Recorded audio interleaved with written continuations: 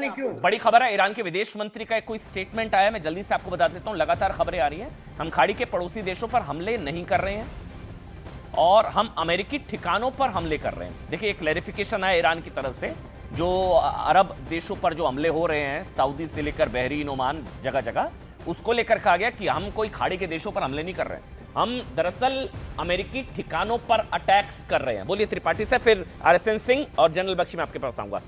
अभी ये जो आ रहा है, देखिए अमेरिका, ये मेरे ख्याल से अटैक्स भी जान ये है कि पे थोड़ा प्रेशर टैक्टिक्स हो, युद्ध खत्म ये हो। प्रेशर टैक्टिक्स है। अमेरिका को अंदाजा था कि इन पर हमले होंगे, इसलिए अमेरिका का जो बेड़ा था, हवाई बेड़ा, उसको उन्होंने काफ़ी कुछ हद तक सुरक्षित कर दिया है पूरी तरह। और एक चीज़ और मैं कहना चाहता हूँ सभी से कि ईरान मुस्लिम कंट्री है, मुस्लिम उम्मा का है।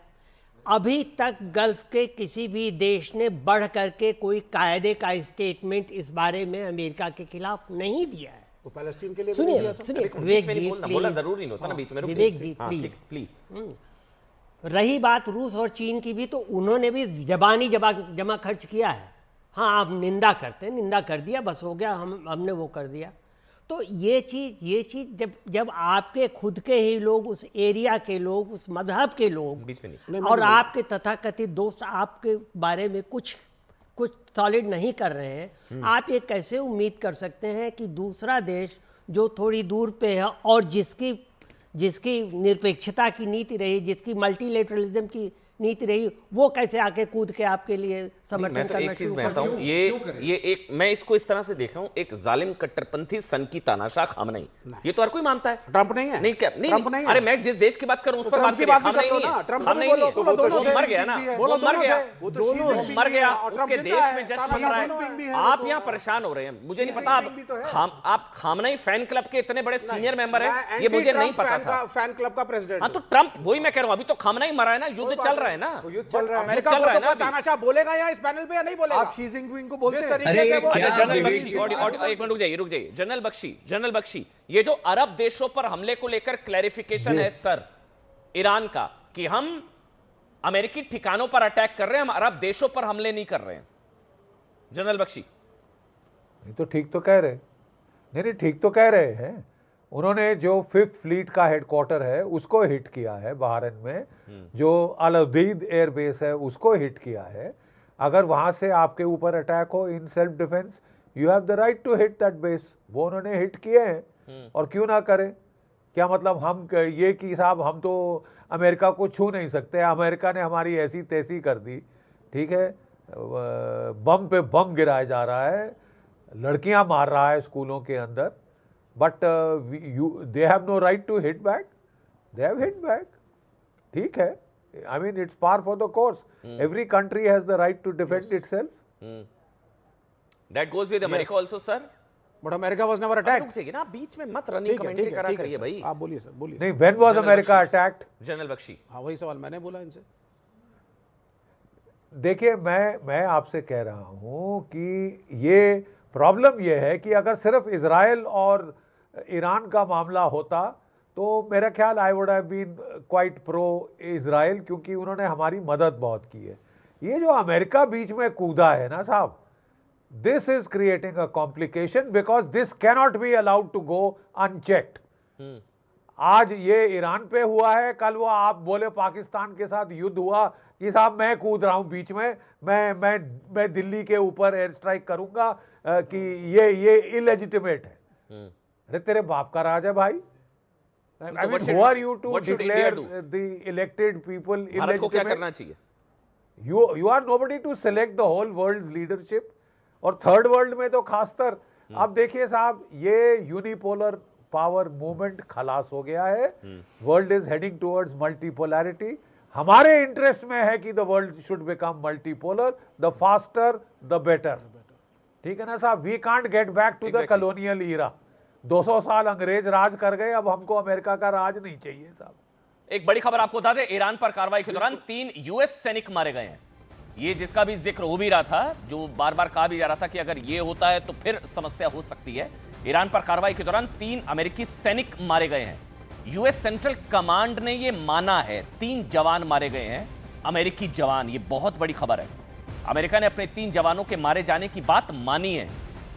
3 यूएस सैनिक हालांकि ईरान पर कार्रवाई के दौरान मारे गए हैं, यह भी कहा जा रहा है यूएस ने अपने 3 जवानों के मारे जाने की बात को एक्सेप्ट किया है, कबूल किया है। Tripathi sir, RSN Singh 30 second में आ रहा हूं सर, 30 सेकंड आरएसएन सिंह, उससे पहले त्रिपाठी सर। बहुत बड़ा रिपरकशन होगा अमेरिका में, इसलिए होगा कि अमेरिका में पिछले 10-12 साल से, ओबामा के टाइम से ये होता रहा है कि we do not want our soldiers to come back in body bags.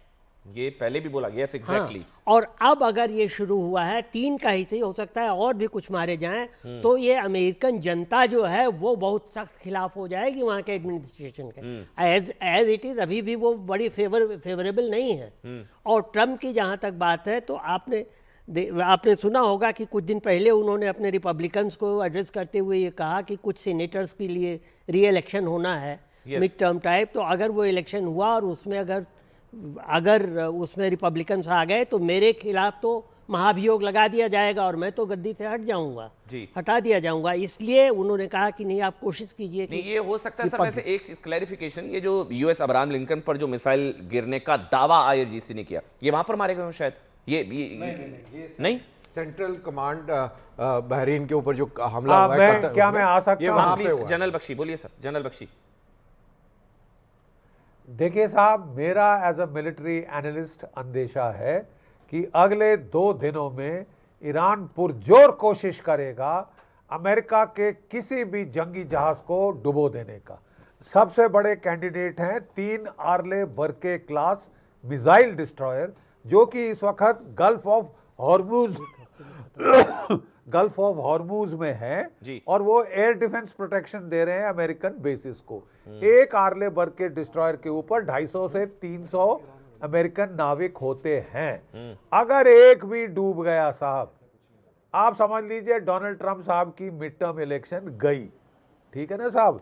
तभी उनको जो डैन कार्ल, जो अमेरिका का chairman joint chiefs of staff है, वो साफ उनको चेता रहा था साहब कि अंदेशा है कि हमारा जानी माली नुकसान हो सकता है।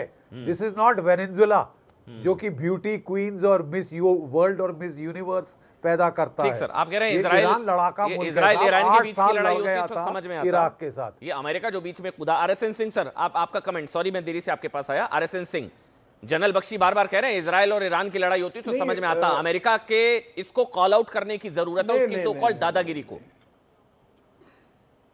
नहीं, देखिए ठीक है, आप एक डिजायरेबल वर्ल्ड ऑर्डर की बात कर रहे हैं ना, तो हमारे और आपके डिजायर से तो ये वो जियोपॉलिटिकल जो फैक्ट्स है वो तो नहीं बदल जाते ना। और आपको तो मालूम है कि इजराइल और पाकिस्तान दोनों वेस्टर्न क्रिएशन था। इजराइल को क्यों बनाया गया था वो छोड़ दीजिए, वो जियोनिस्ट मूवमेंट और ये मूवमेंट और हॉलोकास्ट, वो जो भी वो रीजन तो होगा, मेन था उस समय वो maritime choke point, Suez Canal. Yes, जिस सुएज कैनाल से फायदा हमको भी होता है, पूरी दुनिया को फायदा होता है। और मत भूलिएगा कि नासिर ने उसको नेशनलाइज किया था। और आपको यह बता दूं कि Israel is an American outpost. आपको शायद नहीं मालूम होगा, कम से कम 5-6 प्राइम मिनिस्टर हुए हैं इजराइल के जो कि डुअल सिटीजनशिप है उनका अमेरिका के साथ। और कभी इस पर भी गौर कीजिएगा कि अगर इजराइल नहीं होता, नक्शे एक इमेजिन कर लीजिए, आप नक्शे से हटा दीजिए इजराइल को, आप क्या वो वजन संभाल पाते? नहीं, लेकिन ये लड़ाई तो इजराइल बनाम ईरान में, ये जो सवाल पूछा अमेरिका पर कौन सा मैं कह रहा हूं कि क्या आप इस्लामिक वर्ल्ड का बोझ उठा पाते अगर इजराइल नहीं होता? तो इजराइल, हम ये नहीं कह रहे हैं, मैं मजहबी बातें नहीं कर रहा हूं, बट इजराइल हमारे लिए जियोपॉलिटिकली